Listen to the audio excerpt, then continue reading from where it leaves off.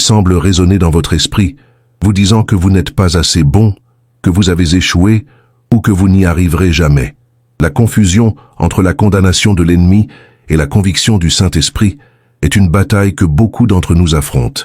Ce thème est crucial pour notre marche chrétienne, car comprendre cette différence peut être le pas qui nous libère d'un poids inutile et nous permet de grandir dans la grâce et la connaissance du Christ. Pouvez-vous vous identifier à cela? Explorons ensemble ces nuances qui peuvent transformer notre relation avec Dieu et avec nous-mêmes. Avant de plonger dans cette réflexion, je vous invite à vérifier si vous êtes déjà abonné à la chaîne. Votre abonnement n'est pas seulement un chiffre, il représente un engagement envers la vérité et le désir de grandir spirituellement. Maintenant, entrons dans ce sujet si important. La première chose que nous devons comprendre est que la condamnation de l'ennemi est un outil conçu pour nous éloigner de Dieu. Elle s'accompagne d'un poids, d'un sentiment de culpabilité qui nous paralyse. C'est comme si nous étions poussés vers le bas, étouffés par l'idée que nous ne serons jamais dignes de l'amour de Dieu. Dans Romains 8:1, Paul nous rappelle « Il n'y a donc maintenant aucune condamnation pour ceux qui sont en Christ Jésus ».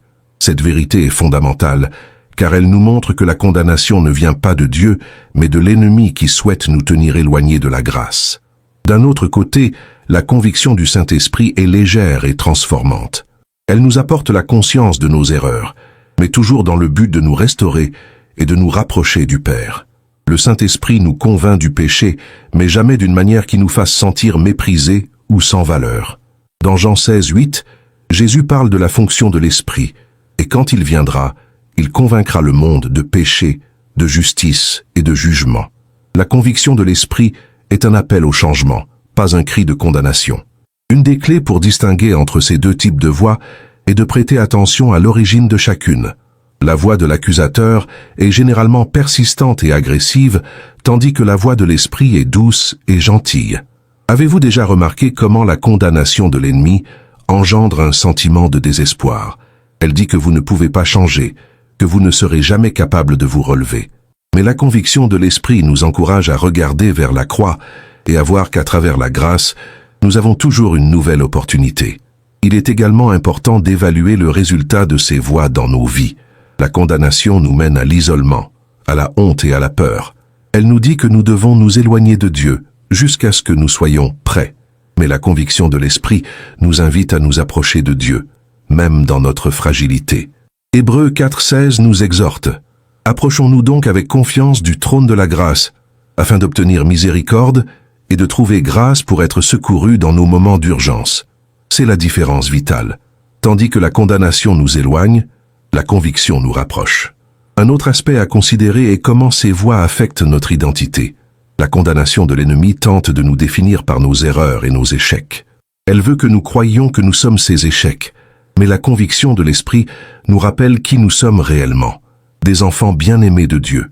Dans 1 Jean 3:1, nous lisons « Voyez quel grand amour le Père nous a accordé, en ce sens que nous sommes appelés enfants de Dieu, et nous le sommes réellement. » Cette identité est inébranlable et nous donne le courage de nous relever et d'avancer, même après une chute. Une pratique puissante pour discerner entre ces deux voies est la prière et la méditation sur la parole. En nous connectant à Dieu, nous pouvons devenir plus sensibles aux impressions du Saint-Esprit. Souvent, après une erreur, nous pouvons ressentir la douleur de la conviction. C'est une reconnaissance que quelque chose ne va pas, mais qui est accompagnée d'un espoir renouvelé que nous pouvons changer. La condamnation, en revanche, nous plonge souvent dans un état de confusion et de douleur, sans espoir de rétablissement. Si vous faites face à ce type de bataille mentale, il est crucial de chercher la vérité dans les Écritures. Lorsque la voix de l'accusateur se fera entendre, souvenez-vous des promesses de Dieu. Dans le psaume 103:12, nous sommes rappelés « Aussi loin que l'Orient est de l'Occident, ainsi éloigne-t-il de nous nos transgressions. » C'est cette réalité que nous devons embrasser, celle qu'en Christ nous sommes pardonnés et que nous avons un nouveau départ. En confrontant la condamnation, il est également essentiel de partager nos luttes avec d'autres frères et sœurs dans la foi. Souvent, en parlant de nos expériences avec des amis spirituels, nous trouvons soutien et encouragement. C'est dans cet espace de vulnérabilité que nous pouvons voir la lumière de la vérité briller plus intensément dans nos vies. Dans Jacques 5:16, nous sommes exhortés à confesser nos péchés les uns aux autres et à prier les uns pour les autres afin que nous soyons guéris. Le partage est un antidote puissant contre la condamnation. Maintenant, en réfléchissant à la conviction de l'esprit, il est également important de permettre à cette conviction de nous conduire à des étapes pratiques de changement. Si vous remarquez qu'il y a des domaines de votre vie qui ont besoin d'ajustement, ne désespérez pas. La conviction n'est pas une fin en soi, mais un moyen que Dieu utilise pour nous amener à un lieu de croissance et de maturité spirituelle. C'est dans Romains 12:2 que nous sommes appelés à ne pas nous conformer à ce monde, mais à être renouvelés par le renouvellement de notre esprit, afin que nous puissions expérimenter la bonne, agréable et parfaite volonté de Dieu. Faire confiance au Saint-Esprit pour nous guider sur des chemins de justice est une étape fondamentale. Cela nécessite une disposition à écouter et à obéir à sa voix. Souvenez-vous que tandis que la condamnation de l'ennemi tente de nous paralyser, l'Esprit le Saint nous pousse à l'action. Il nous équipe de tout ce dont nous avons besoin pour vivre une vie qui glorifie Dieu et reflète sa lumière au monde. Écrivez dans les commentaires « J'entends la voix de l'Esprit » si vous souhaitez être sensible à la direction de Dieu dans votre vie. Cette affirmation est une étape puissante pour reconnaître que vous désirez être guidé par l'Esprit et non par la condamnation. À mesure que nous approchons de la fin de cette réflexion, il est essentiel de nous rappeler que la véritable liberté se trouve en Christ. Dans Galates 5:1, Paul nous dit « C'est pour la liberté que Christ nous a libérés. Tenez donc ferme et ne vous soumettez pas de nouveau à un joug de servitude. » Cette liberté nous permet de vivre sans le poids de la condamnation, en embrassant la conviction qui nous transforme et nous rapproche du cœur de Dieu. Maintenant, si vous vous êtes senti touché par ce message et reconnaissez l'importance de faire la distinction entre la conviction de l'esprit et la condamnation de l'ennemi, laissez un commentaire en disant « Ce message était pour moi ». Votre participation est précieuse et aide à créer une communauté plus forte et unie dans la foi. Cliquez sur « J'aime » si cette réflexion a résonné dans votre cœur.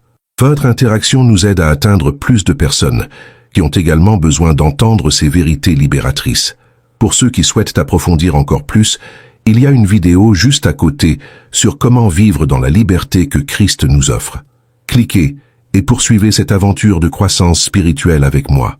Je vous remercie d'être ici pour cet échange d'expériences et pour faire partie de cette communauté. Que Dieu bénisse chacun d'entre vous et à la prochaine vidéo. À mesure que nous réfléchissons à la différence entre la condamnation de l'ennemi et la conviction du Saint-Esprit, il est vital de reconnaître que la transformation véritable et durable ne se produit pas seulement dans des moments de crise, mais dans notre marche quotidienne avec Dieu. Ce processus de croissance spirituelle exige un engagement continu de notre part. La vie chrétienne n'est pas une course de vitesse, mais un marathon qui requiert persévérance et résilience. C'est précisément dans ce parcours que nous trouvons le pouvoir de la grâce de Dieu. Lorsque nous sommes confrontés aux difficultés et aux défis quotidiens, nous faisons face à la décision de la façon dont nous allons réagir. Nous pouvons permettre à la condamnation de nous dominer, nous entraînant dans un cycle vicieux de découragement, où nous pouvons choisir de nous relever grâce à la conviction de l'Esprit qui nous motive à chercher le changement et le renouvellement. Dans Éphésiens 2:8-9, nous sommes rappelés que c'est par la grâce que vous êtes sauvés par la foi, et cela ne vient pas de vous. C'est le don de Dieu, ce n'est pas par des œuvres, afin que personne ne se glorifie. Cette grâce est la base de notre identité et la clé de notre liberté. Écrivez dans les commentaires « Je vis par la grâce ». Si vous reconnaissez que votre vie est soutenue par la grâce de Dieu et non par vos propres œuvres. Cette affirmation est un puissant rappel que, malgré nos échecs, nous sommes acceptés et aimés par lui. Cette vérité devrait nous encourager à aller de l'avant, même lorsque nous avons l'impression de ne pas être à la hauteur. De plus, la pratique de la gratitude est un outil puissant pour combattre la condamnation. Souvent, l'ennemi essaie de nous faire focaliser sur les domaines où nous avons échoué, tandis que le Saint-Esprit nous invite à regarder les bénédictions que nous avons reçues. Dans 1 Thessaloniciens 5:18, nous sommes instruits à rendre grâce en toutes circonstances, car c'est la volonté de Dieu en Christ Jésus à votre égard. La gratitude nous aide à changer notre perspective, nous rappelant que Dieu travaille toujours dans nos vies, même lorsque nous ne pouvons pas le voir. Lorsque nous nous concentrons sur les bonnes choses que Dieu a faites et continue de faire, nous commençons à réaliser que la condamnation n'a pas sa place dans nos cœurs. Ce changement de focalisation nous libère du poids de la culpabilité et nous permet de vivre dans la joie de la présence de Dieu. C'est comme si nous échangions le poids de la condamnation contre la légèreté de la gratitude. Avez-vous déjà expérimenté cette transformation dans votre vie? Cela peut être un exercice simple mais puissant, qui peut apporter une renouveau à votre âme. Un autre aspect important à considérer est l'importance de la communauté de foi. Partager nos luttes et nos victoires avec d'autres chrétiens nous aide à discerner entre la condamnation et la conviction. Dans Hébreux 10, 24-25, nous sommes encouragés à considérer les uns les autres pour nous inciter à l'amour et aux bonnes œuvres, sans négliger de nous rassembler, comme c'est la pratique de certains, mais en nous exhortant les uns les autres. La communion avec d'autres croyants non seulement nous renforce, mais nous aide aussi à voir nos luttes sous un autre angle. Lorsque nous nous réunissons, nous avons l'occasion d'entendre des témoignages sur comment Dieu œuvre dans la vie des autres. Ces récits nous inspirent et nous rappellent que nous ne sommes pas seuls dans nos combats. C'est un espace où nous pouvons être vulnérables et authentiques, permettant ainsi à la lumière du Christ de briller à travers nos faiblesses. En faisant cela, nous aidons non seulement nous-mêmes, mais nous encourageons également les autres à se lever et à se rapprocher de Dieu. Il est essentiel que nous pratiquions également le pardon, tant envers nous-mêmes qu'envers les autres. La condamnation nous enferme souvent dans un cycle de culpabilité, mais le pardon nous libère. Dans Colossiens 3:13, il est dit de supporter les uns les autres et de pardonner les plaintes que vous aurez les uns contre les autres. Le pardon est un acte d'obéissance qui nous permet d'expérimenter la liberté que le Christ a conquise pour nous. Il nous appelle à briser les chaînes du passé et à marcher dans de nouvelles directions. Lorsque nous pardonnons, nous ne libérons pas seulement la personne qui nous a blessés, mais nous nous libérons également du poids de l'offense. Cette pratique de relâcher le passé est essentielle pour que nous puissions avancer et vivre pleinement. Souvenez-vous le cœur et transforme nos pensées. Cela nous aide à voir nos défis sous un nouvel angle et à comprendre que, même dans nos luttes, Dieu est à nos côtés. Nous savons que le pardon n'est pas un sentiment, mais une décision que nous prenons en obéissance à Dieu. En prenant cette décision, nous commençons à voir la vie avec des yeux neufs et à éprouver la joie de la liberté en Christ. Et enfin, mais non des moindres, la prière constante est essentielle pour discerner entre la condamnation et la conviction. Lorsque nous prions, nous ne faisons pas que parler à Dieu, mais nous ouvrons également nos cœurs pour écouter sa voix. Dans Philippiens 4, 6, 7, nous sommes rappelés de ne pas nous inquiéter de quoi que ce soit, mais en toute chose, par la prière et la supplication, avec action de grâce, que vos demandes soient connues de Dieu. La prière est un canal de communication qui nous permet de recevoir paix et direction. En priant, nous pouvons présenter nos préoccupations et nos peurs à Dieu, et en même temps, nous pouvons nous mettre dans une position d'écoute, permettant au Saint-Esprit de nous apporter discernement et clarté. La prière n'est pas simplement une liste de requêtes, mais un espace sacré où nous pouvons chercher la présence de Dieu et trouver du réconfort pour nos âmes fatiguées. En entrant en communion avec lui, nous nous rappelons de sa fidélité et de l'amour qui nous entoure, dissipant ainsi les ombres de la condamnation. Parfois, la vie peut sembler une bataille constante, et il est facile de nous perdre dans le bruit et la confusion. Les voix du monde et les pressions extérieures peuvent nous amener à remettre en question notre identité et notre valeur. Cependant, il est crucial qu'au milieu de ces tempêtes, nous nous souvenions de la vérité centrale. Nous sommes aimés de Dieu, indépendamment de nos erreurs ou de nos échecs. Dans Romains 5:8, Paul nous dit « Mais Dieu prouve son amour envers nous, en ce que Christ est mort pour nous, alors que nous étions encore pécheurs. » Cette vérité est un phare qui nous guide, même dans les nuits les plus sombres. De plus, la réflexion quotidienne sur les Écritures est une pratique fondamentale qui peut nous aider à mieux discerner entre la condamnation et la conviction.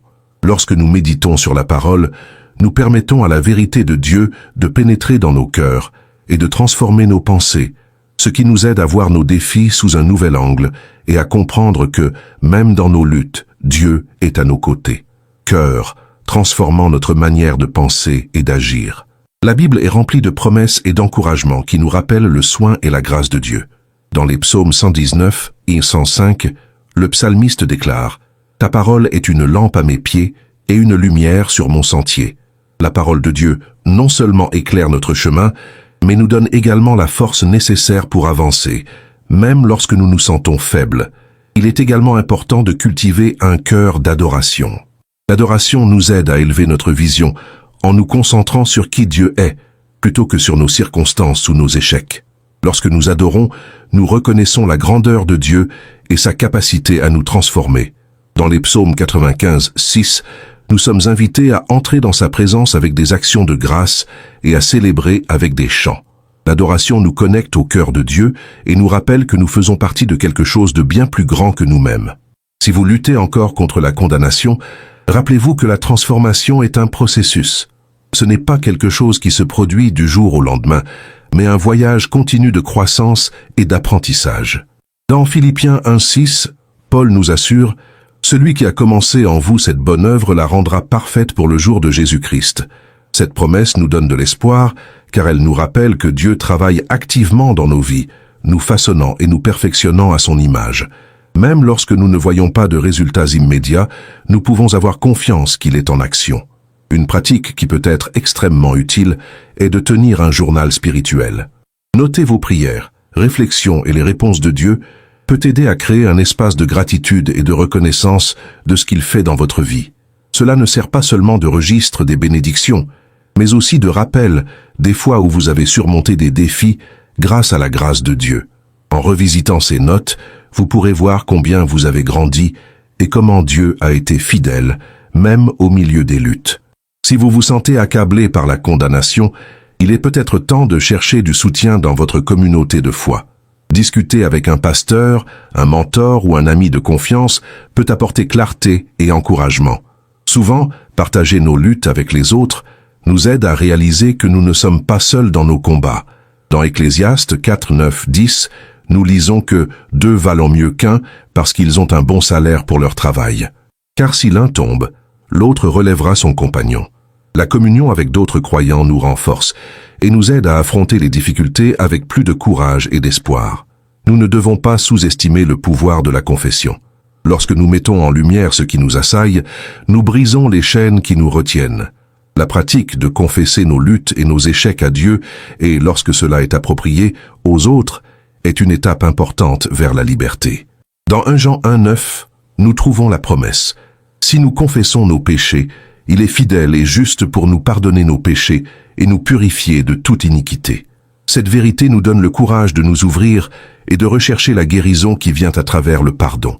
Alors que nous continuons à explorer la différence entre la condamnation et la conviction, il est vital de se rappeler que la réponse à ces voix ne doit pas être seulement une lutte intérieure, mais un abandon continu à Dieu. Chaque jour, nous devons choisir de faire confiance à sa grâce et à son amour inconditionnel. Cet abandon n'est pas un acte de faiblesse, mais une démonstration de force et de foi. Dans 2 Corinthiens 5, 7, nous sommes rappelés que nous marchons par la foi et non par la vue. Cette foi nous permet de voir au-delà de nos circonstances et de faire confiance à la providence de Dieu dans notre vie, même lorsque tout semble incertain. La foi est la lumière qui éclaire notre chemin, et lorsque nous fixons nos yeux sur le Christ, nous trouvons le courage nécessaire pour avancer, même face aux tempêtes. À mesure que nous naviguons à travers ces eaux tumultueuses, il est essentiel de se rappeler que notre identité n'est pas définie par nos erreurs, mais par l'œuvre rédemptrice du Christ sur la croix. Dans Éphésiens 1, 7, Paul nous enseigne que « En lui nous avons la rédemption par son sang, la rémission des offenses, selon la richesse de sa grâce. Cette grâce nous couvre et nous permet de vivre en liberté, loin des chaînes de la condamnation. » Lorsqu'on comprend cela, on peut commencer à voir nos échecs comme des opportunités de croissance, plutôt que comme des barrières qui nous empêchent de nous rapprocher de Dieu. La pratique de l'auto-analyse est fondamentale dans ce processus. Examiner nos cœurs avec sincérité nous permet d'identifier où nous tombons dans le piège de la condamnation. Souvent, l'ennemi essaie de nous faire sentir que nous sommes seuls dans nos luttes, mais la vérité est que tous nous faisons face à des batailles similaires. Dans 1 Corinthiens 10, 13, nous trouvons la garantie que aucune tentation ne vous est survenue qui n'ait été humaine, mais Dieu est fidèle, et il ne permettra pas que vous soyez tentés au-delà de vos forces. Cette promesse nous encourage à considérer nos difficultés sous un nouveau jour, sachant que nous ne sommes pas seuls et que Dieu est à nos côtés, prêt à nous aider. La prière est un outil puissant pour combattre les mensonges de l'ennemi. Lorsque nous prions, nous ne faisons pas seulement parler Dieu, mais nous écoutons aussi sa voix. Dans Matthieu 7, 7, Jésus nous encourage « Demandez et on vous donnera. Cherchez et vous trouverez, frappez et on vous ouvrira. Ce passage nous rappelle que le dialogue avec Dieu est une voie à double sens. En cherchant Dieu, il nous répond, apportant clarté et discernement aux voix que nous entendons. La prière nous renforce et nous aide à aligner nos pensées avec la vérité divine, permettant à la conviction de l'esprit de prévaloir sur la condamnation de l'ennemi. La méditation sur les Écritures est une autre pratique qui peut transformer notre façon de penser. Lorsque nous nous nourrissons de la parole de Dieu, notre esprit est renouvelé. Dans Romains 12:2, nous sommes encouragés à être transformés par le renouvellement de notre esprit, afin que nous puissions expérimenter la bonne, agréable et parfaite volonté de Dieu. Cette transformation ne se produit pas d'un coup, mais est un processus continu. À mesure que nous nous consacrons à lire et à méditer sur les Écritures, l'Esprit Saint utilise ces vérités pour façonner nos pensées et nous aider à discerner entre la condamnation et la conviction. Si vous luttez avec la condamnation, essayez de créer un espace sacré dans votre routine pour la lecture biblique et la méditation. Cela peut être un moment le matin, avant de commencer la journée, ou le soir, comme une façon de réfléchir sur les expériences de la journée. Laissez la parole de Dieu pénétrer votre cœur et transformer vos perspectives. En faisant cela, vous commencerez à percevoir un changement dans votre mentalité, en voyant vos échecs à travers le prisme de la grâce et non comme un lourd fardeau à porter. Un autre aspect crucial est l'importance de s'entourer de personnes qui nous encouragent et nous aident à discerner la vérité. La communion avec la famille de la foi est essentielle à notre croissance spirituelle. Dans Proverbe 27:17, nous trouvons cette sagesse. Comme le fer aiguise le fer, ainsi un homme aiguise le compagnon. Partager nos luttes et nos victoires avec d'autres croyants nous aide à acquérir de nouvelles perspectives et à recevoir du soutien lors de moments difficiles. Nous ne devrions pas hésiter à demander conseils et prières à des amis de foi, car ils peuvent être des instruments de Dieu pour nous aider à voir au-delà de la condamnation et à embrasser la conviction qui nous mène à la transformation. De plus, il est essentiel que nous pratiquions la gratitude chaque jour. Au milieu des luttes et des défis, la gratitude nous aide à nous concentrer sur les bénédictions que nous avons reçues, plutôt que de nous perdre dans les ombres de la condamnation. Lorsque nous sommes reconnaissants, nous ouvrons notre cœur vers la lumière de Dieu, permettant à sa présence de nous envelopper et de nous rappeler son amour inconditionnel. Dans Psaume 104, nous sommes invités à entrer par ses portes avec des actions de grâce et dans ses parvis avec louange. Cette pratique simple mais puissante nous aide à aligner notre cœur avec la vérité que nous sommes aimés et acceptés par Dieu, non pas en raison de ce que nous faisons, mais en raison de ce qu'il a fait pour nous. Il est également important de se rappeler que le changement ne se produit pas du jour au lendemain. La croissance spirituelle est un processus qui nécessite de la patience et de la persévérance. Dans Galates 6:9, Paul nous encourage « Et ne nous lassons pas de faire le bien, car au temps favorable, nous moissonnerons si nous ne relâchons pas. » La persévérance est une vertu qui se développe au fil du temps, et il est fondamental que nous continuions sans nous décourager, même lorsque les résultats semblent lointains. La vie chrétienne est une marche de foi, et chaque pas fait vers Dieu est un pas vers notre véritable but. Dans notre vie quotidienne, nous pouvons nous retrouver face à des situations qui nous donnent l'impression de reculer ou de ne pas progresser. Dans ces moments, il est crucial de se rappeler que la croissance spirituelle se manifeste souvent par de petits avancements, qui, avec le temps, s'accumulent en grands changements. Une pratique qui peut être extrêmement bénéfique est l'auto-évaluation régulière. Prenez un moment chaque semaine pour réfléchir à vos expériences, émotions et réactions. Demandez-vous, comment ai-je réagi aux voix que j'entends? Me laisse-t-il guider par la conviction de l'esprit ou par la condamnation de l'ennemi? Ce type de réflexion nous aide à identifier des schémas de comportement et à corriger notre trajectoire, si nécessaire. Dans Psaume 139, 23-24, le psalmiste prie « Scrute-moi, ô Dieu, et connais mon cœur, éprouve-moi et connais mes pensées, et vois s'il y a en moi un chemin mauvais, et guide-moi dans le chemin éternel. » Cette disposition à permettre à Dieu d'examiner nos cœurs est vitale pour notre croissance spirituelle. De plus, la pratique de la méditation sur des versets spécifiques peut créer un espace de paix et de renouveau dans nos vies. Choisissez un verset qui résonne avec vos luttes actuelles et répétez-le chaque jour. Cela peut être un verset sur la grâce de Dieu, comme Éphésiens 2, 8, 9, ou un qui déclare votre identité en Christ, comme 2 Corinthiens 5, 17. Ainsi, Si quelqu'un est en Christ, il est une nouvelle création. Les choses anciennes sont passées. Voici, toutes choses sont devenues nouvelles. À mesure que nous internalisons ces vérités, nous commençons à voir un changement dans notre perspective qui, à son tour, nous aide à résister à la condamnation et à embrasser la conviction. Lorsque nous faisons face à la condamnation, il est facile de tomber dans le piège de l'isolement. Cependant, c'est précisément dans ces moments-là que nous avons besoin de la communauté. N'hésitez pas à chercher du soutien. Parlez avec des amis de foi, participez à des groupes d'études bibliques ou simplement partager vos luttes avec une personne de confiance peut faire une différence significative. Dans Galates 6:2, nous sommes exhortés à porter les fardeaux les uns des autres, et ainsi vous accomplirez la loi de Christ. Cet échange d'expériences soulage non seulement le poids que nous portons, mais nous rappelle également que nous ne sommes pas seuls dans notre cheminement. La pratique de l'adoration joue également un rôle crucial dans notre lutte contre la condamnation. Lorsque nous adorons, nous plaçons notre attention sur les vérités de qui Dieu est et sur sa grandeur, plutôt que de nous concentrer sur nos échecs. L'adoration transforme notre perspective et nous aide à voir nos vies à la lumière de la grâce. Dans Psaume 95, 1-2, nous sommes invités à venir, chantons au Seigneur. Réjouissons-nous sur le rocher de notre salut. Présentons-nous devant lui avec des actions de grâce. Célébrons-le avec des psaumes. Cette pratique de louange non seulement nous élève, mais nous renforce également dans notre lutte contre la condamnation. À mesure que nous avançons dans ce voyage, il est important de se rappeler que la vie chrétienne est une invitation à la transformation, et non un appel à la perfection. Dieu n'attend pas de nous que nous soyons parfaits. Il désire que nous soyons authentiques. Dans Romains 8:28, Paul nous rappelle que toute chose concourt au bien de ceux qui aiment Dieu. Cette promesse est une source d'espoir, car elle nous assure que même au milieu de nos échecs et de nos luttes, Dieu travaille pour notre bien. Il est capable de transformer nos faiblesses en opportunités pour expérimenter sa grâce de manière plus profonde. Si vous sentez que vous luttez contre la condamnation, rappelez-vous que la transformation commence par l'acceptation.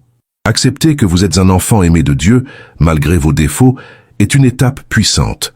Dans 1 Pierre 2:9, nous lisons « Mais vous, vous êtes la race élue, le sacerdoce royal, la nation sainte, le peuple acquis par Dieu. » Cette identité n'est pas fondée sur notre performance, mais sur ce que Dieu a fait pour nous.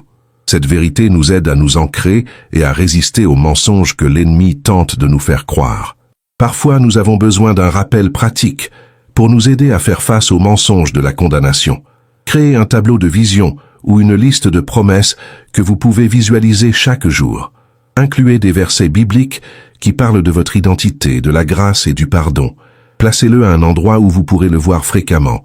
Cela peut devenir une ressource précieuse pour vous, en particulier dans les moments de doute ou de lutte. En fin de compte, le voyage pour discerner entre la condamnation de l'ennemi et la conviction de l'esprit est un processus continu. À mesure que nous grandissons dans notre foi, nous apprenons à écouter plus clairement la voix du Saint-Esprit et à rejeter les mensonges de l'ennemi. La pratique de la prière, de la méditation. La pratique de la prière, de la méditation et de la communion avec d'autres croyants nous aide non seulement à discerner, mais aussi à renforcer notre foi. Lorsque nous nous engageons à rechercher Dieu dans la prière, nous expérimentons la transformation qui vient de sa présence, d'elle. Dans 1 Thessaloniciens 5:17, nous sommes exhortés à prier sans cesse. Cette pratique continue nous connecte au cœur de Dieu et nous permet d'entendre sa voix plus clairement. En priant, nous ne faisons pas seulement part de nos préoccupations, mais nous ouvrons également un espace pour que l'Esprit Saint nous apporte paix et discernement. C'est dans le silence de la prière que nous trouvons souvent les réponses que nous cherchons, et c'est là que la voix de l'accusateur s'éloigne. De plus, cultiver une vie de gratitude est un puissant antidote contre la condamnation. Dans les moments de lutte, il est facile de se concentrer uniquement sur les difficultés et les échecs. Cependant, lorsque nous faisons une pause pour compter les bénédictions que Dieu nous a données, notre perspective change. La gratitude nous aide à voir au-delà des circonstances et à reconnaître la bonté de Dieu dans nos vies. Dans les psaumes 136:1, nous sommes rappelés que « Louez le Seigneur, car il est bon, car sa miséricorde dure pour toujours ». Cette vérité nous encourage à nous tourner vers ce qui est véritablement important et à trouver de l'espoir au milieu de nos luttes. Pratiquer l'adoration est également fondamental. L'adoration nous permet de porter nos yeux sur Dieu, nous rappelant sa grandeur et sa fidélité. Lorsque nous nous concentrons sur qui Dieu est, au lieu de nous fixer sur nos échecs, nous trouvons force et renouveau. Dans les psaumes 104, nous sommes invités à entrer dans ses portes avec des actions de grâce. Cette pratique nous aide à cultiver un cœur reconnaissant et à rester ferme devant les voix qui nous accusent. Enfin, il est essentiel de se rappeler que le parcours de la foi est une marche collective. Dans Hébreux 10, 24-25, nous sommes exhortés à ne pas cesser de nous rassembler, mais à nous encourager les uns les autres à l'amour et aux bonnes œuvres. La communion avec d'autres chrétiens est l'un des moyens que Dieu utilise pour nous renforcer et nous encourager. En partageant nos luttes et nos victoires, nous pouvons voir la main de Dieu à l'œuvre dans nos vies et nous inspirer mutuellement à rester fermes dans la foi. Par conséquent, n'hésitez pas à rechercher la communauté de foi. Participez à des groupes de prière, des études bibliques ou des rencontres de louanges. Lorsque nous nous unissons, nous créons un espace où la lumière du Christ peut briller à travers nos vies et les voix de la condamnation deviennent de plus en plus silencieuses. En marchant ensemble, nous sommes rappelés que nous sommes plus forts unis et que la grâce de Dieu est suffisante pour nous tous. Avant que vous ne partiez, faites 2 choses maintenant. Inscrivez-vous à la chaîne et activez la cloche pour recevoir les prochains messages. Et partagez cette vidéo avec quelqu'un qui a besoin d'entendre cela aujourd'hui. Pour continuer, regardez la prochaine vidéo. Elle est déjà dans les cartes et aussi dans la description.